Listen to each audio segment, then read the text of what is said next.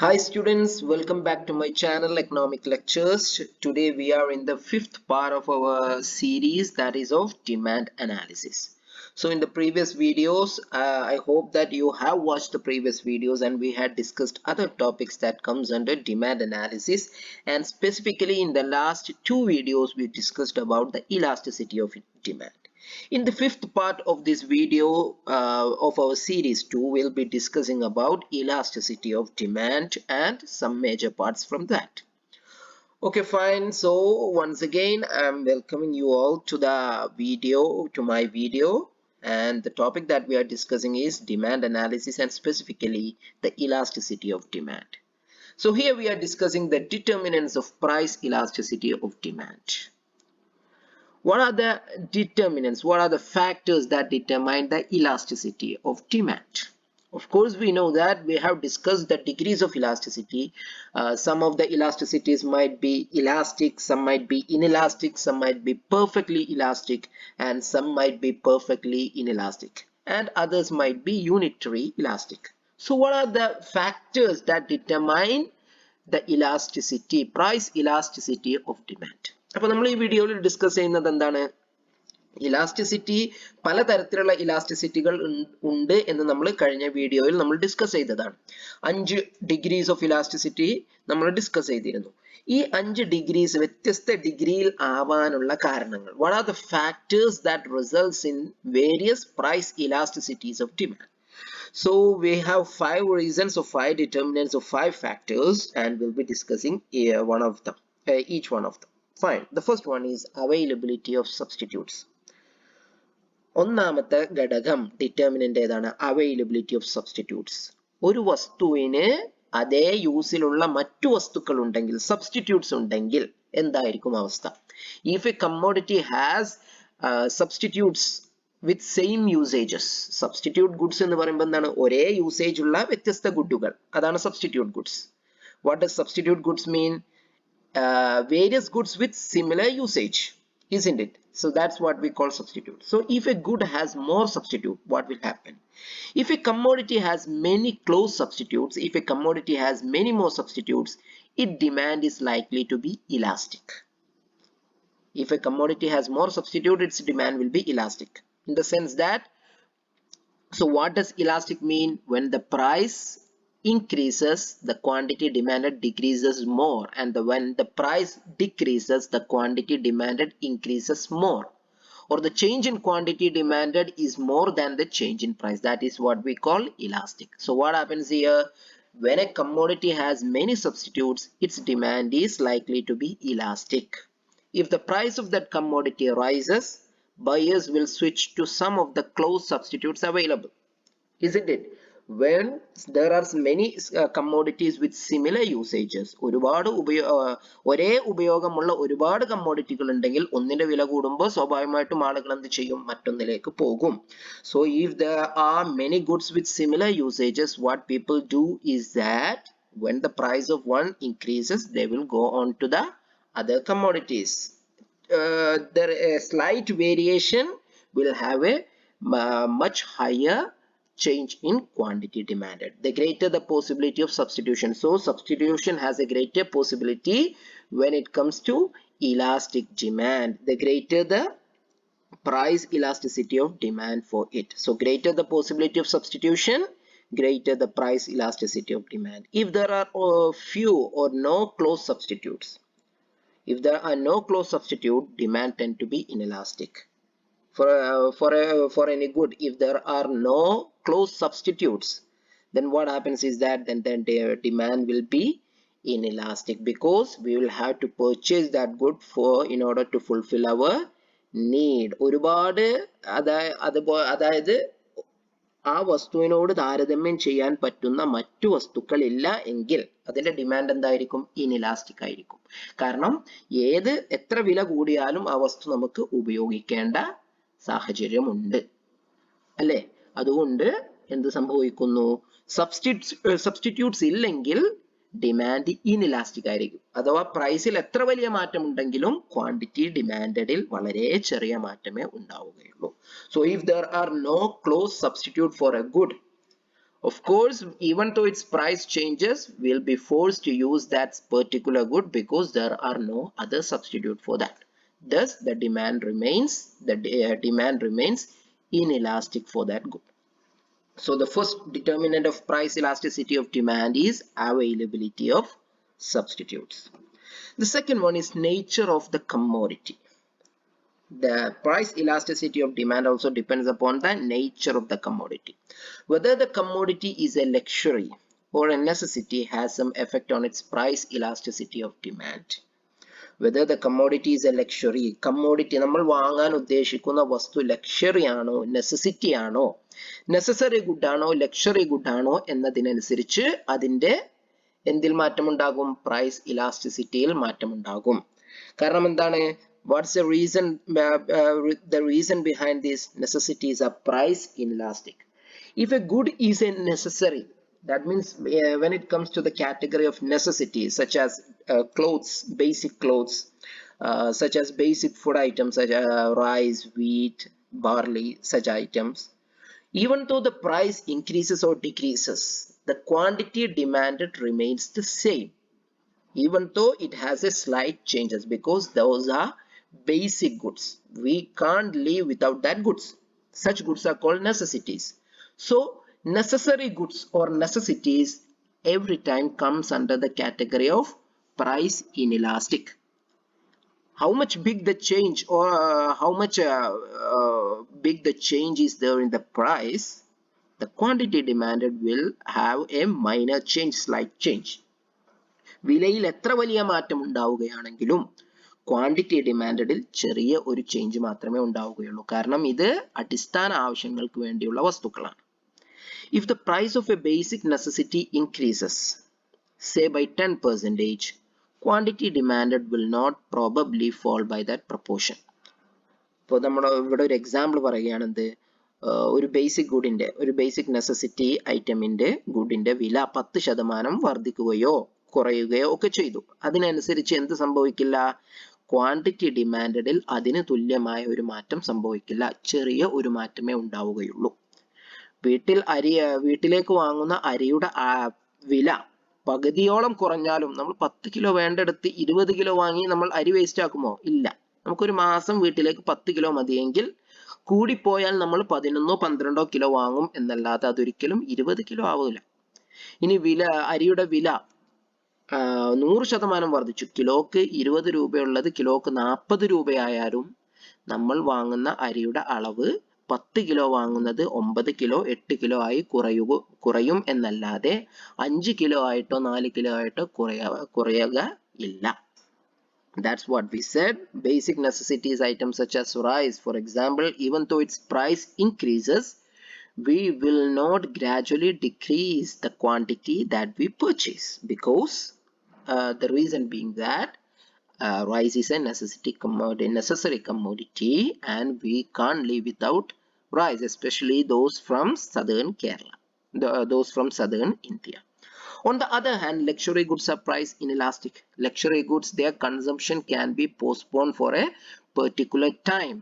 The consumption of necessary goods can't be postponed. The consumption of luxury goods can be postponed. For example, buying a car. Buying a car can be postponed because we can use the public transport facilities.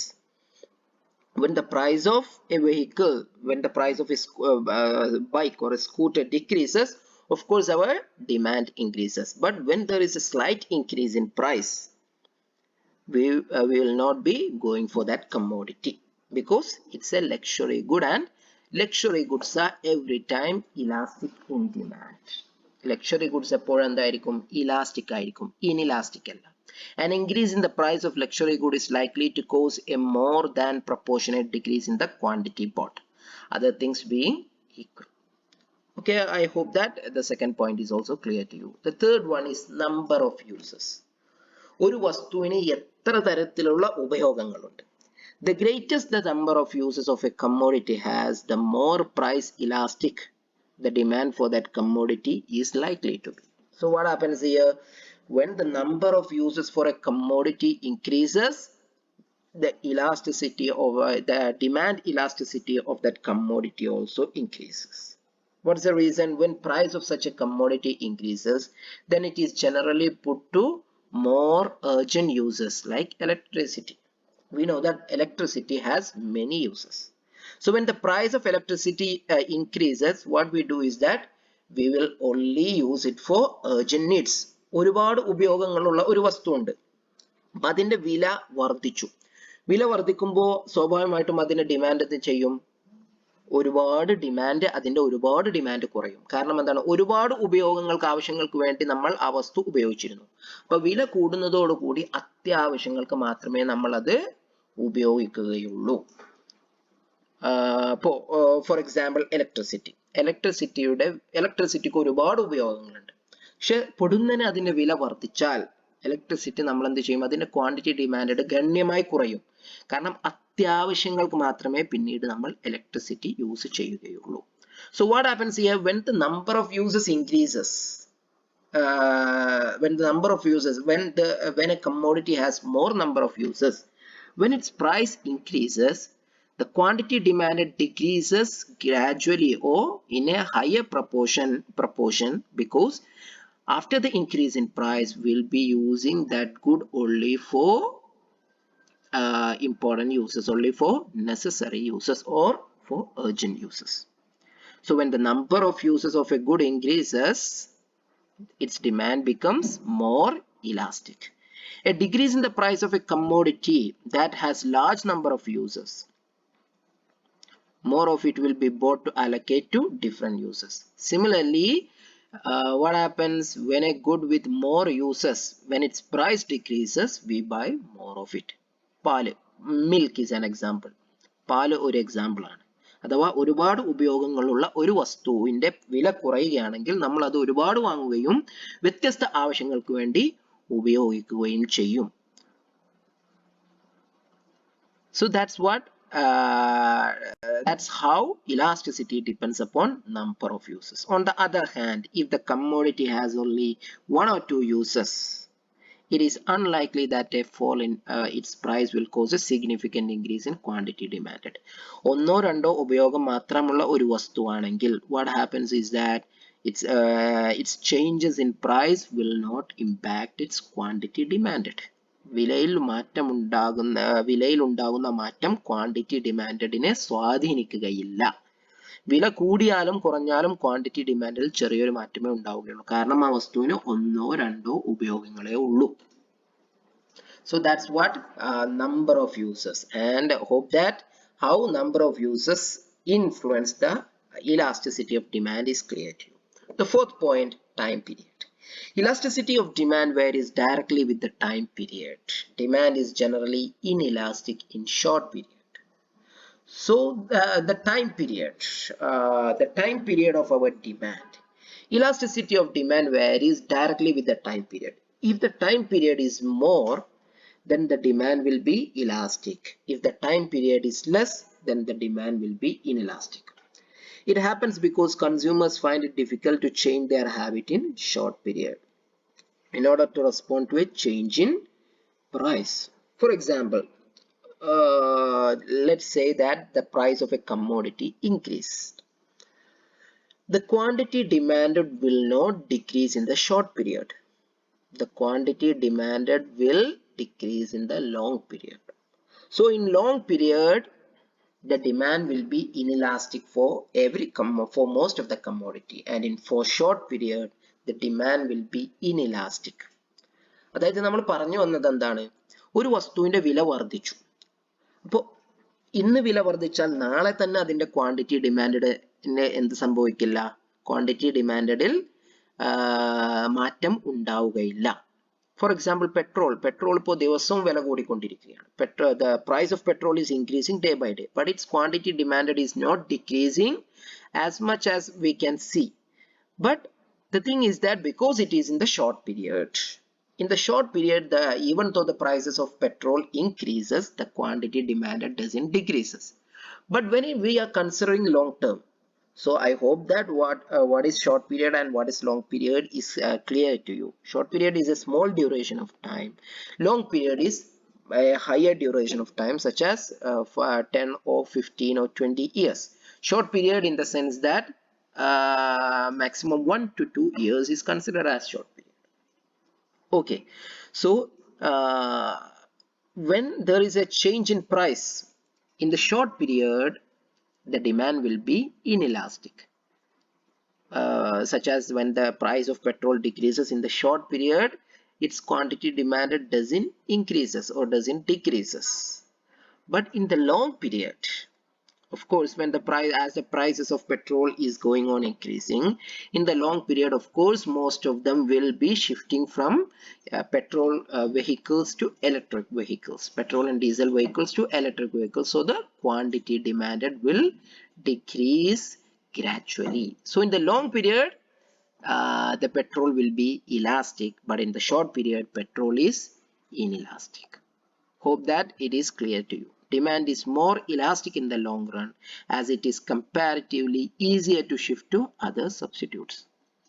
Okay, when I said the example of petrol, because in order to change from a petrol vehicle to an electric vehicle, you require a lot of investment.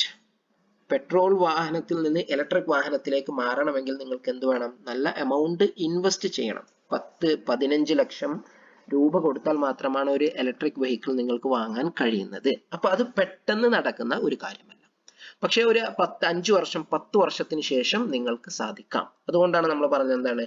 അപ്പോൾ ഒരു വലിയൊരു ജനവിഭാഗം ഒരു 5-10 വർഷത്തിന് ശേഷം petrol vehicle മാറ്റി electric വെഹിക്കിളിലേക്ക് പോകുമ്പോൾ സ്വാഭാവികമായിട്ടും പെട്രോളിന്റെ ഡിമാൻഡ് എന്ത് ചെയ്യും?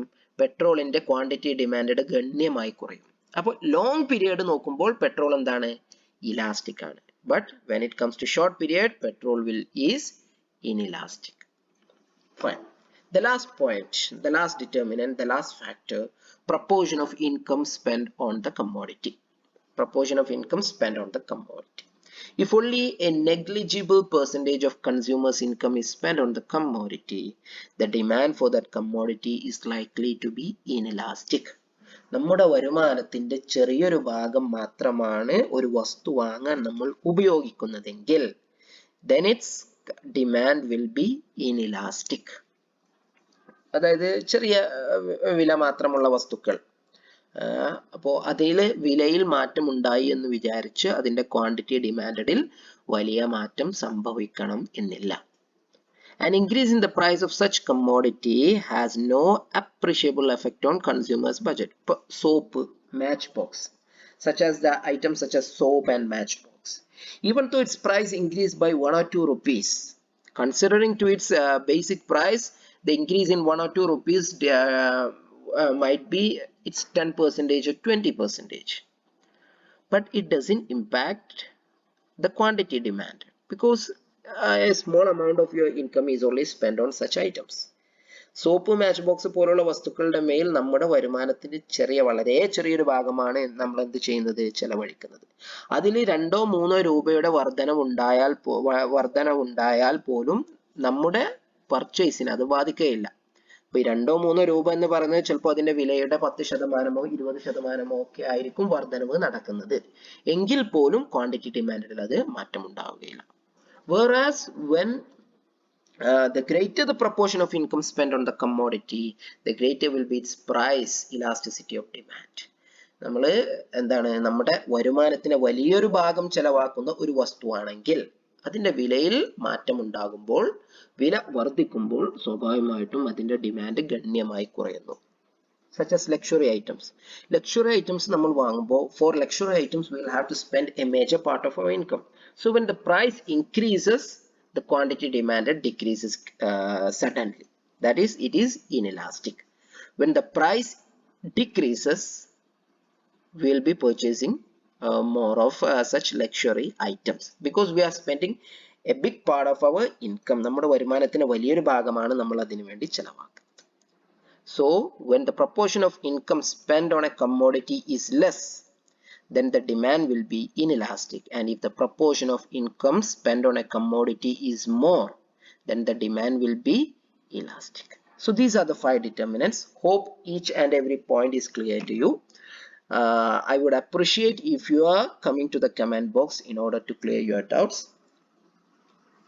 I would like to like you to consider my video, my channel, like, share and subscribe the videos. Thank you. See you in the next video.